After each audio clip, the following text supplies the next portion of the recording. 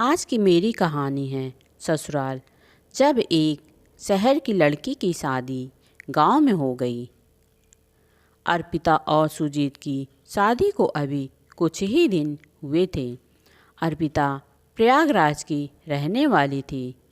सुजीत दिखने में गोरा, सुंदर और स्मार्ट था, लेकिन वह गांव का रहने वाला था। अर्पिता के माता पिता ने उसकी शादी गांव में कर दी थी। अर्पिता अपने पति सुजीत के साथ गांव में ही रहती थी। बेटे की शादी हो गई, घर में अब बहू आ गई। माता पिता का खुशी का ठिकाना ही नहीं था, लेकिन अर्पिता को अपने ससुराल में बिल्कुल भी मन नहीं लगता था, क्योंकि अर्पिता तो शहर की रहने वाली थी। ससुराल के माहौल में वह अभी पूरी तरह से रम नहीं पाई थी। उसके सास ससुर और दोनों जेठानी और उसके पति पुराने विचारों के थे। उसकी सास और जेठानी अभी भी गांव में ज़मीन में बैठकर ही खाना खाना पसंद करती थी और पानी भी हमेशा लोटे में ही पिया करती। अर्पिता को ऐसे तौर तरीके बिल्कुल भी पसंद नहीं थे। उसको जब भी कहीं बैठना होता तो वह चारपाई या कुर्सी पर बैठ जाती थी, जो कि उसकी जेठानी और जेठानी और सास को बिल्कुल भी पसंद नहीं था। उन्हें अपने पारंपरिक तौर तरीके से ही रहना पसंद था। उनका यही लाइफ स्टाइल अर्पिता को पसंद नहीं था। उसे लगता था कि इनकी लाइफ का कोई स्टैंडर्ड ही नहीं है। वहाँ पर जब किसी को खाना दिया जाता तो सब्जी भी कटोरी में न रखकर थाली में ही रख दिया जाता। वैसे वे लोग भी अच्छे खासे पढ़े लिखे थे, लेकिन रहन सहन के तौर तरीके पुराने ज़माने के थे। रसोई में जाने के लिए भी पहले नहाना पड़ता था। बिना नहाए रसोई में कोई भी नहीं जा सकता था। हालांकि सुजीत अर्पिता को बहुत चाहते थे, उसका अच्छे से ख्याल भी रखते थे, लेकिन पुराने लाइफ स्टाइल की वजह से अर्पिता को अब लगता था कि उसके मम्मी पापा ने उसकी शादी कैसी जगह कर दी है। कितने सपने थे उसके कि विवाह के बाद वह शहर में अपने पति के साथ मूवी देखने और घूमने जाएगी। अर्पिता को अपने पति के साथ बाइक पर घूमना बहुत पसंद है, लेकिन गांव में यह सब नहीं होता। सुजीत जब भी कहीं बाहर जाता तो वह अर्पिता को नहीं ले जाता। अर्पिता को तो ससुराल में अब एक एक दिन एक एक साल के बराबर लग रहे थे।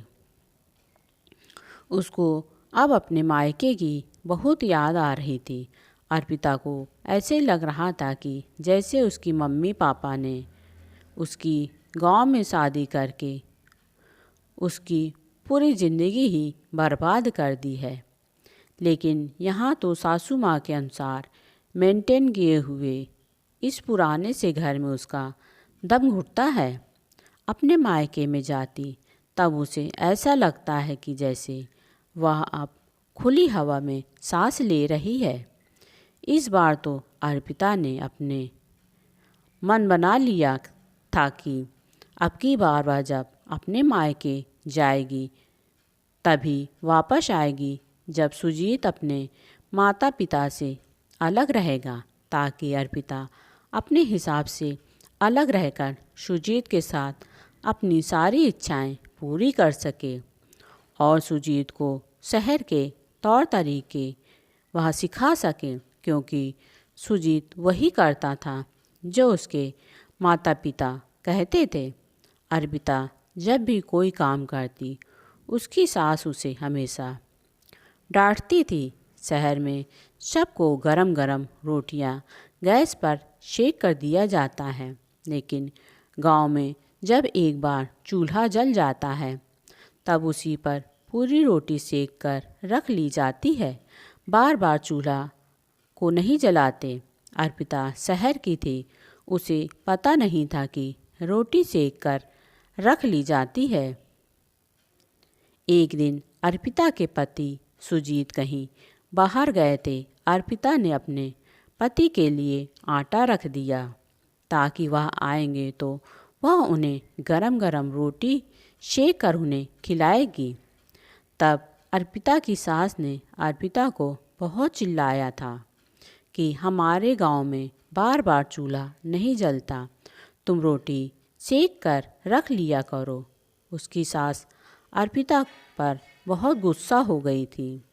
अर्पिता को अपने मायके की अब बहुत याद आ रही थी। आज वह दिन आ भी गया। अर्पिता आज बहुत खुश थी क्योंकि वह अब अपने मायके जा रही थी। अर्पिता का भाई उसे लेने के लिए आया था। वह जल्दी जल्दी अपना बैग पैक करती है, तभी उसकी जेठानी पूछती है, देवरानी जी आप कितने दिनों में वापस आओगी? तुम्हारे बिना अब यहाँ अच्छा नहीं लगता, जल्दी वापस आ जाना। अर्पिता ने मन ही मन सोच रही थी कि अच्छा नहीं लगेगा या अब आपको आराम करने का टाइम न मिलेगा और आपको तो अब घर का सारा काम भी करना पड़ेगा।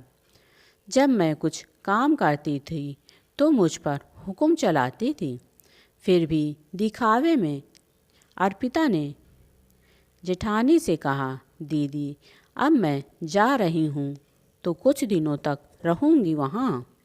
जवाब सुनकर अर्पिता की जेठानी चुप रह गई।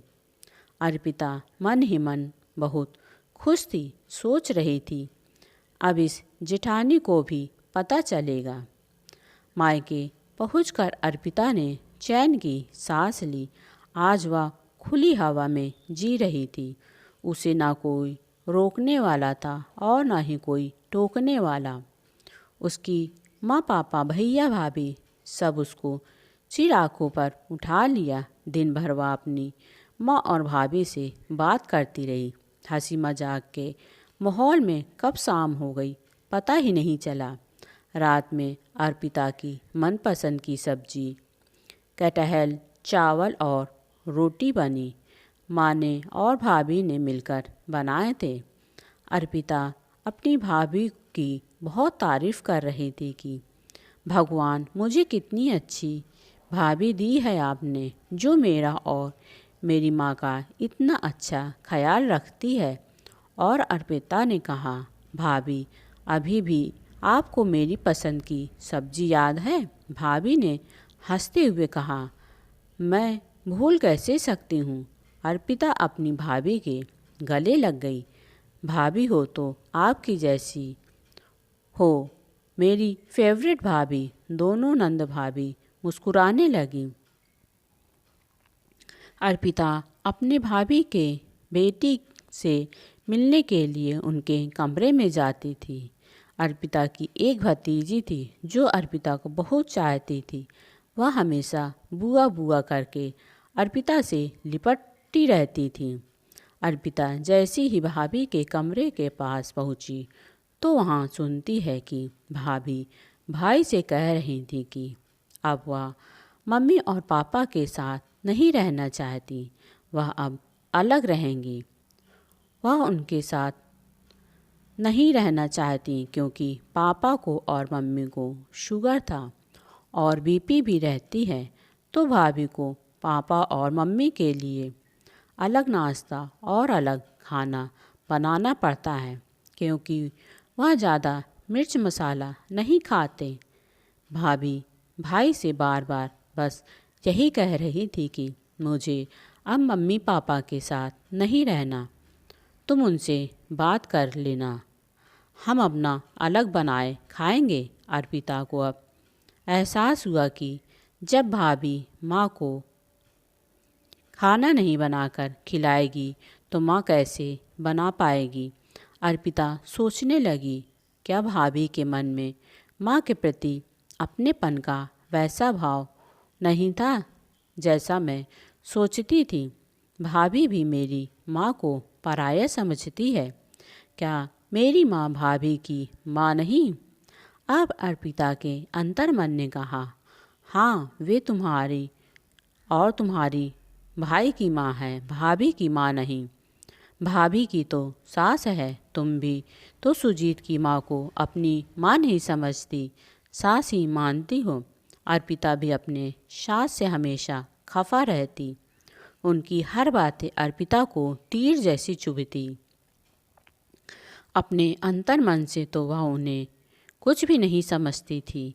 अर्पिता की अंतरात्मा ने जवाब दिया। अब अर्पिता को अच्छी तरह से समझ में आ चुका था कि यह सब सिर्फ नज़र का फ़र्क है, दो परिवारों का फ़र्क।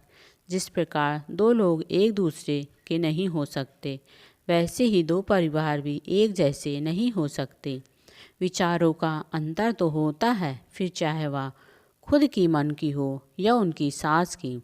आज जिस प्रकार वह अपनी सास और जेठानी से छुटकारा पाना चाहती है, शायद ऐसे ही उसकी भाभी भी माँ और नंद से छुटकारा पाना चाहती हो। नहीं, अब ऐसा नहीं करूँगी। मैं सुजीत को उसके माता पिता से अलग करने की भूल अब नहीं करूँगी। अर्पिता कितना गलत करने जा रही थी, उसको अपनी गलती का एहसास हो चुका था। आज जब अर्पिता ससुराल पहुंची तो सास और जेठानी उसकी राह निहार रही थीं। अर्पिता को आज ये समझ में आ गया था कि गांव हो या शहर, माँ तो माँ होती है। उन्होंने ही अर्पिता को जीवन का सिद्धांत समझाया और उसके दिल में प्रेम का सागर भरा। दोस्तों, आपको यह कहानी कैसी लगी कमेंट करके ज़रूर बताएं और पसंद आने पर लाइक और शेयर करें। ऐसी ही अच्छी अच्छी कहानियों के लिए मेरे चैनल को सब्सक्राइब करना ना भूलें। कहानी सुनने के लिए आपका बहुत बहुत धन्यवाद।